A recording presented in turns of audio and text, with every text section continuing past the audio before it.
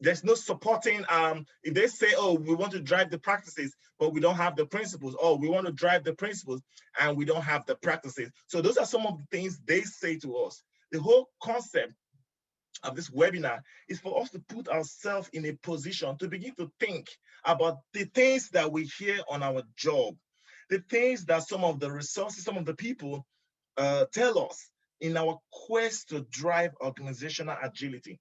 What are some of the things they say to us? And in the comment slides, we're going to go through some of the things that we can say to that. Actually, I don't know whether, did I try to kind of answer your question? No, yes. Yeah, just want to know one thing. I believe you are talking about the agile principles, right? I mean, three pillars and 5 Scrum values, or anything else? Correct. So it's part of it. It's part of it. But so this webinar is going to be from a higher level of just what they say to us. And yes, you're correct. Those are some of the principles we're talking about. And it doesn't matter what the principle are. There are too many principles. The agile mindset, the values, like you mentioned there, and the rest of it. Any of them. I'm trying to be very high level now because I know some of us work with XP teams. Some of us work with Kanban teams.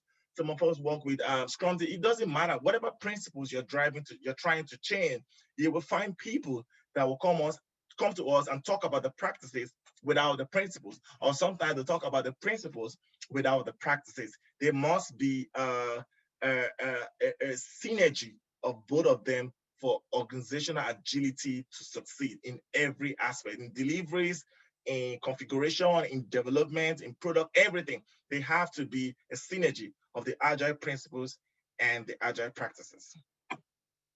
All right. Thank you so much too. All right. So, sometimes what others sometimes say is that the project manager becomes the scrum master, Now, I have no problem with project managers becoming scrum masters because I was a project manager before I became a scrum master.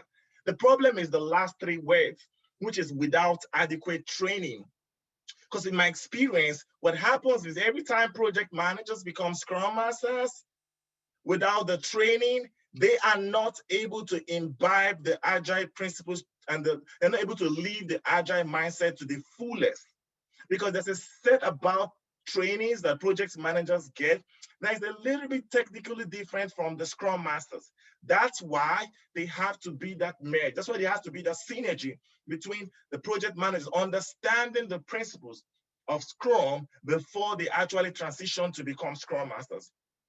So sometimes you hear HR saying, oh, the project manager, just move, your project has been changed or transformed to an agile project, become the Scrum master. One of the things you should say if you're an agile coach, one of the things you should say if you're trying to drive organizational agility is, hey, we need to go for training. They need to go for training. They need to be able to become Scrum masters. And the only way they can really, really become Scrum masters, being a servant leader, taking a back step and allowing the team take the shine and allowing the team be creative and innovative, is to undergo those training for a Scrum master and just learn before they actually just transition directly to the job. So we hear this kind of thing on the job. We hear that's an anomaly that happens in agile transformational teams. Project managers just becoming Scrum masters. One of my good friends is a HR recruiter, and the next one I'm going to talk about is another of those things, anomalies that we hear what they say.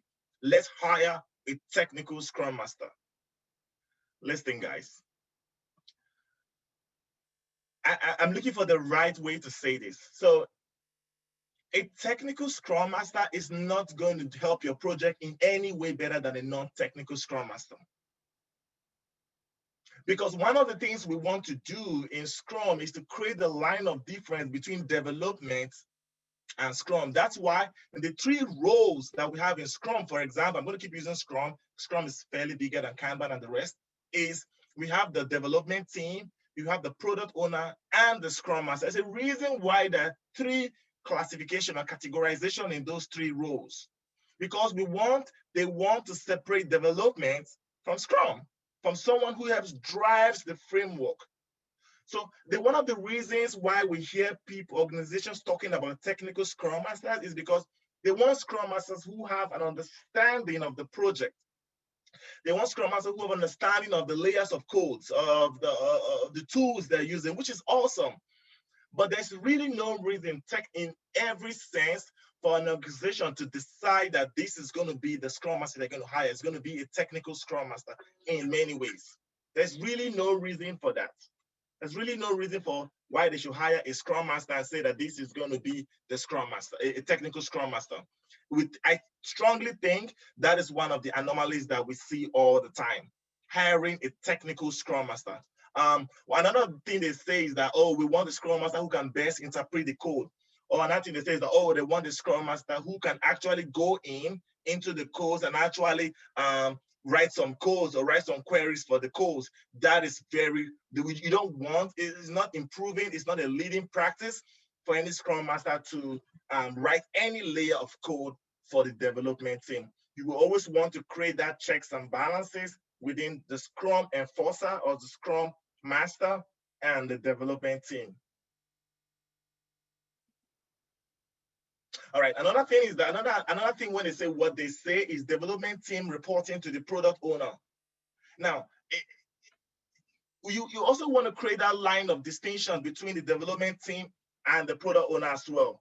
You always want to make sure that the development team do not report to the product owner. You want to make sure the development team has their own dotted line. I'll tell you reasons, ladies and gentlemen.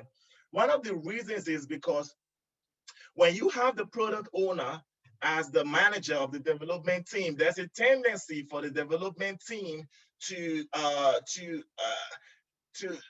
tendency for first of all, the product owner to want to assign duties to the development team people because they are his reports or they are her reports.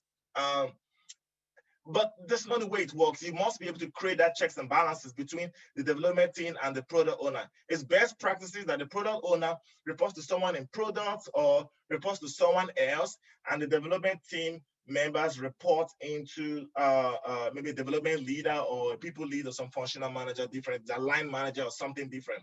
That creates that checks and balances within the team. So these are some of the anomalies we hear, what they say to us, all right? So mind you, when I categorize it as others, I went across everywhere, HR and everything. These are some of the things we hear from people who are not in an agile space, who are not in an agile role like that, all right? So some of the things they say to us, totally different from the things that we should say to them. Now, I also want to say this as I kind of move on, that the list is not endless. There are too many other things that happens. There are too many other things that they say to us or that people say to us. I can't capture them all in slides. This is my best bet of just trying my best in capturing out what they say.